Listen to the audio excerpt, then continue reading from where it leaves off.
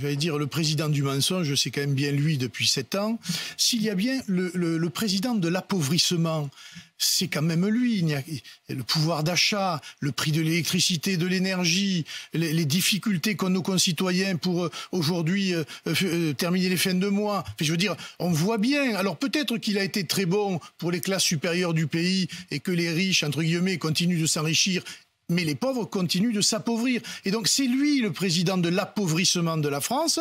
Je crois qu'il est dans le paraître, dans la communication, et que finalement il est assez déconnecté de ce que les Français veulent aujourd'hui pour tout simplement vivre. Tout simplement vivre. On va revenir sur cette question du pouvoir d'achat, sur la question du prix de l'électricité, précisément aussi sur les annonces sur la natalité. Mais sur le fond, il dit de vous, le RN, que vous continuez à promettre une retraite à 60 et puis ensuite il a dit 62 ans. Mais sans véritablement dire comment vous la financerez. Et puis surtout, là où il dit mensonge, c'est qu'il dit, vous dites que vous ne sortirez pas de l'Europe, mais que de l'autre côté, vous ne respecterez pas les traités. C'est une sortie de fait, de facto de l'Union européenne. Mais c'est un menteur. C'est un menteur. Mais est-ce que oui ou non, vous dites que vous ne respecterez plus les traités? Mais on est bien obligé de le respecter. Quand vous arrivez à la tête d'un État, vous êtes tenu par un certain nombre d'engagements. Vous respecterez donc les traités de l'Union européenne? Oui, je rappelle, le général de Gaulle à l'époque, il n'était pas fondamentalement pour le traité de Rome, et puis il l'a appliqué. Donc il faut quand même remettre les choses dans leur contexte. Mais ça n'empêche pas qu'on peut réorienter l'Europe et la politique européenne, qui, me semble-t-il, aujourd'hui, est quand même... l'une des motivations des difficultés agricoles, des difficultés industrielles et même... C'est la faute à l'Europe. C'est pas la faute, c'est les complications qu'elle met. Il parle par exemple de complications administratives, mais ces complications... Il a promis un chèque de simplification. Oui, mais il a déjà promis il y a déjà longtemps, son prédécesseur l'avait fait, ils ne l'ont jamais fait. Le problème, il est là, c'est que nous avons affaire à des gens qui sont au pouvoir. Parce que la grande différence entre M. Macron et nous, c'est qu'il est au pouvoir. Et il ne l'est pas depuis l'année dernière, il l'est depuis... de 7 ans maintenant. Donc soit il arrive à faire quelque chose, soit il n'arrive à rien faire, il lui reste 3 ans. Moi, je pense que c'est déjà terminé, Macron, et il faut penser à la suite. Il ne fera plus rien de ce mandat, sauf peut-être s'agiter dans des conférences de presse qui n'auront aucun lendemain. C'est bien le problème. Pour vous, il n'y aura aucun lendemain. Regardons précisément ce qu'il dit, notamment sur la manière dont il lutte contre vous. Il dit « Je me battrai jusqu'au dernier quart d'heure » et pas avec des leçons de morale, non, mais avec des faits. Je revendique notamment, a-t-il dit, de lutter contre l'immigration clandestine.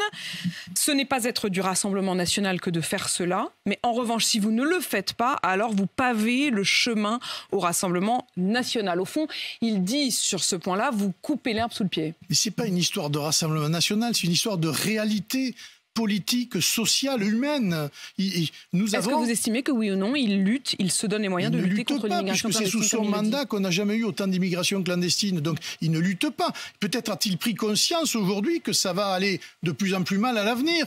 Mais on verra s'il a le courage de prendre les bonnes mesures sur ces questions-là. Je ne le pense pas. Mais encore une fois, il fait des constats. C'est le président des constats, mais ce n'est pas le président des solutions. Et c'est là aujourd'hui que les Français le jugent. Et les Français le jugent, je peux vous dire, sévèrement. On est quand même le pays qui a connu les gilets jaunes. C'est quand même M. Macron, les gilets jaunes. Et il a l'air d'avoir passé l'éponge, mais les gens sont toujours là et toujours en colère. Cette colère, elle ne s'exprime pas dans la rue par des violences, heureusement, mais peut-être demain, s'il continue à ne rien faire, elle pourrait s'exprimer par des violences, ce que je regretterais fortement. Les émeutes.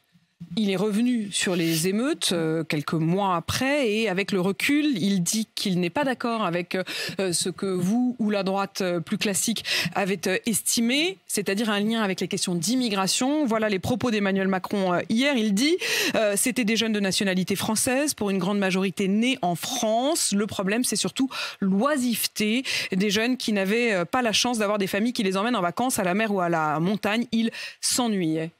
Si c'était aussi simple que ça, je peux vous dire qu'avec les milliards que l'on a mis dans la politique de la ville et que l'on met dans l'animation des quartiers pour amener les jeunes en vacances ou pour leur trouver des activités, le problème serait réglé. Mais manifestement, ce n'est pas que ça. Il peut y avoir des problèmes d'emploi.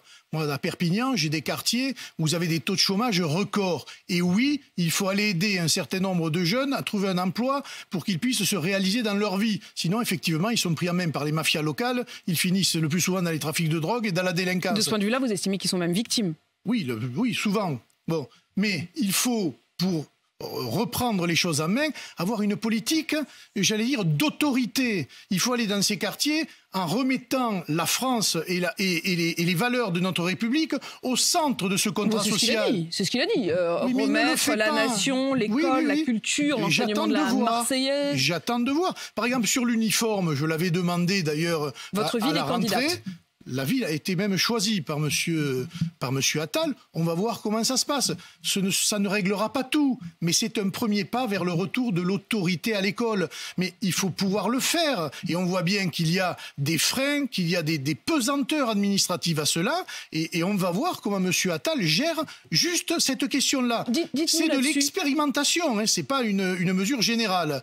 On verra. Justement, là-dessus, Louis Alliot, je le disais, vous avez été candidat, vous avez été retenu, c'est-à-dire que la ville de Perpignan expérimentera effectivement l'uniforme. Est-ce que vous avez déjà quelques éléments? Est-ce que vous pouvez nous dire comment ça va se passer? Qui va payer? À partir de quand? Quand est-ce que les enfants de la ville porteront l'uniforme? L'État paye la moitié pour l'instant et la mairie paiera le reste. Et on est en discussion avec le corps enseignant et les parents d'élèves pour savoir quelle tenue, la couleur, le blason, etc. Donc, pour l'instant, on est aux discussions, mais j'espère qu'elles seront en place, que nous serons en place au mois de septembre. Mais l'école, ce n'est pas que ça, évidemment. C'est aussi le fond. J'ai vu qu'ils voulaient remettre l'histoire de France et la grande histoire de France dans l'actualité de cette école-là. Mais parfait, mais quelles sont les mesures concrètes que la ministre de l'Éducation nationale va mettre en place pour aller dans une école très abîmée, dont on voit bien aujourd'hui que c'est elle qui a mis ce débat-là entre le public et le privé.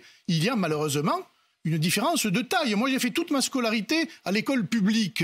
Aujourd'hui, je vois de plus en plus de parents d'élèves qui cherchent à aller dans le privé. Il y a bien des raisons à cela. C'est un débat à avoir. Mais ce débat, ils ne veulent pas de ce débat, en fait. Alors, si on prend la ministre au mot, elle dit avoir retiré ses enfants de l'école publique pour des raisons de paquets d'heures non remplacées. Entre-temps, on a effectivement réalisé que son fils aîné avait été dans l'enseignement public et uniquement pendant les 6 mois de sa première section de maternelle. Elle s'est excusée, elle est retournée sur place, elle a présenté ses excuses au corps enseignant. Est-ce que vous êtes convaincu par ces excuses? Je pense qu'elle n'aurait pas dû prendre son exemple personnel comme un cas général, mais qu'elle aurait pu parler de cette question importante des remplacements d'une manière générale. Mais est-ce que vous avez la même indulgence? C'est le mot qu'a utilisé Emmanuel Macron hier. Il a dit avoir de l'indulgence pour ses propos et pour cette maladresse, dit-il. Qu'est-ce que vous voulez que je vous dise? Elle est ministre de l'Éducation nationale, elle n'aurait pas dû. Maintenant, est-ce qu'il faut qu'elle démissionne pour ça? Non, elle vient de rentrer au gouvernement. On va la juger sur ses actes dans l'éducation nationale et voir si elle est capable de mener un ministère très difficile et dans une situation très compliquée.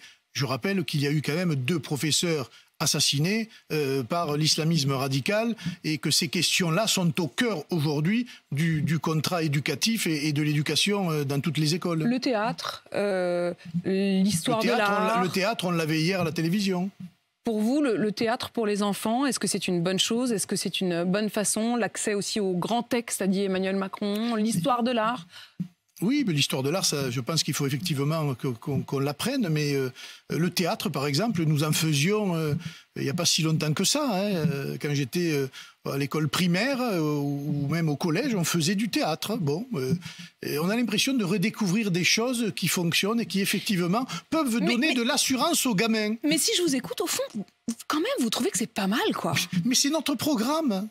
Je ne vais pas vous dire que c'est mal. Il est venu sur une thématique qui est notre programme. Alors, on n'aborde pas ces problèmes-là de la même manière, avec quelquefois les mêmes options, mais sur l'ordre, sur l'éducation nationale et le retour à des fondamentaux, sur l'économie et la régulation de l'économie, sur le pouvoir d'achat, parfait. Mais qu'est-ce qu'il y a en face